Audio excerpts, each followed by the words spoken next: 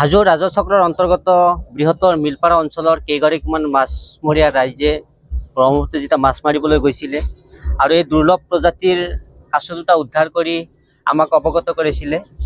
আমি আমাৰ এই মাধৱ মন্দিৰৰ যি কাছ বিশেষজ্ঞ দাদাৰ লগত যোগাযোগ কৰি আমাৰ গাবুৰা চাহাব লগত আছে, তেখেতৰ লগত লৈ আহি আমি এই মাধৱৰ পুষ্কনিত এই কাছ দুটা আমি এৰি দিবলৈ আহিছোঁ।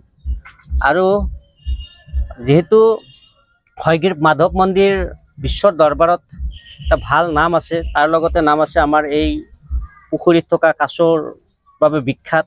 গতিকে আমি সকলোৱে য'ত যেনেধৰণে যিকোনো প্ৰজাতিৰ কাছ উদ্ধাৰ হ'লে আমি ইয়াত আহি সুৰক্ষিতভাৱে ইয়াক এৰি দিয়াটো আমাৰ দায়িত্ব আৰু কৰ্তব্য বুলি ভাবোঁ।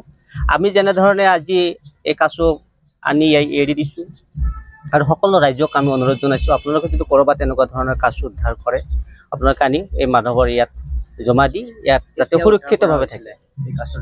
কাছটি কেতিয়া উদ্ধাৰ কৰা শুক্ৰবাৰে? কাছটো 3 দিন হ'ল আৰু আমি সম্পূৰ্ণ সংৰক্ষণ হয় এইটো মানে আমি জানো, যেহেতু মাছমৰীয়া মানুহবিলাকে সাংঘাতিকভাৱে জানে, তেওঁলোকে মাছ মাৰে আৰু এই প্ৰজাতিৰ কাছটো খুব সুন্দৰভাৱে তেওঁলোকে সংৰক্ষিত কৰি ৰাখিছিল, কোনো ধৰণৰ একো হ'ব দিয়া নাই, তেওঁলোকে আধাৰ পানীৰো যোগান ধৰিছিল। আজি আমি আনি ইয়াত জমা দিলোঁ। এই ক্ষেত্ৰত মানে খুব মানে গৌৰৱৰ বিষয় আৰু তেওঁলোকক মানে ধন্যবাদো জনাইছোঁ যে আজিৰ তাৰিখত মানে কিছুমান দুষ্ট চক্ৰৰ হাতত পৰিলে কাছটো মানে যদিও মানে দুষ্প্ৰাপ্য হৈ যায় আছে, কিছু দুষ্ট চক্ৰৰ হাতত পৰিলে এইটো মানে মাংস হিচাপত মানে ভক্ষণো কৰে।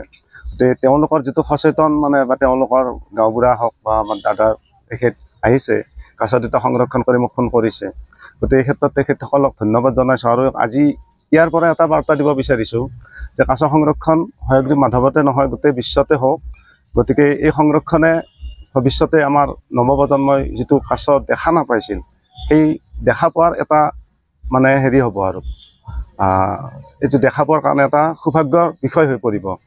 গতিকে এই ক্ষেত্ৰত সকলোকে ধন্যবাদ জনাইছোঁ আৰু আগন্তুক তেওঁলোকে যদি এনেকুৱা ধৰণৰ পদক্ষেপ লৈ থাকে গতিকে সঁচাকৈ এই কাছ কেতিয়াও দুষ্প্ৰাপ্য হৈ নাযায়।